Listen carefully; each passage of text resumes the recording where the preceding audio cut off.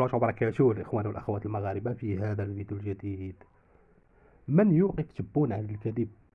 تخيل معايا صديقي العزيز أنه ذا التصريح ديال تبون كيكذب على الجزائريين مساكن عاوتاني سارحهم يسرح القطيع.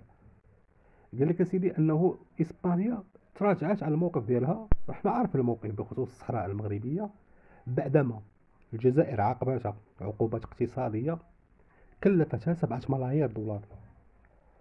تخيل معايا دولة عايشة فقط غير على النفط والغاز غتعاقب دولة أوروبية تنتمي إلى الاتحاد الأوروبي، الاقتصاد ديالها أكثر من اقتصاد الجزائر 40 مرة. البي بي ديال السبليون الجزائر عاقبتها. لا راه ما عاقبتوش إسبانيا. إسبانيا هي الملجأ الوحيد اللي عندكم حاليا بخصوص تأمين المواد الغذائية لشعبكم الجائع. اللحم كتجيبوه من إسبانيا، الخضر والفواكه المغربية من إسبانيا، المعدات الطبية من إسبانيا، البيض من إسبانيا، الدواجن من إسبانيا.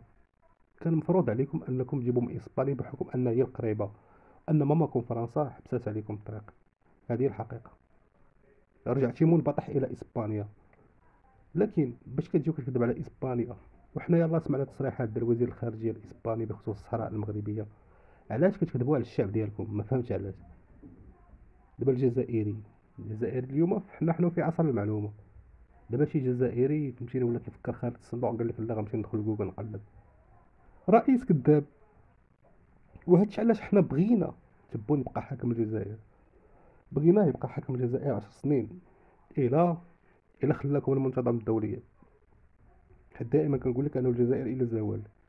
بغيناه يبقى حاكم الجزائر لانه خرب الجزائر. هذا راه عميل ديالنا، هذا راه جاسوس ديالنا، هذا راه كيشتغل لصالح المغرب. مزيان مزيان تبون يجوعهم مزيان، كذب عليهم وزيد كذب عليهم وكذب عليهم وكذب عليهم. نتوما راكم قوة إقليمية كيف ما قلتي، واخا الشعب ديالك ما عندوش الحليب والزيت والمواد الغذائيه، لكن ماشي مشكل. الجزائر كون كانت فيه ضرر المواطنه كطيروه العام الاول. اول عام حكمكم الجفاف، الماء ما عندكمش يا صاحبي.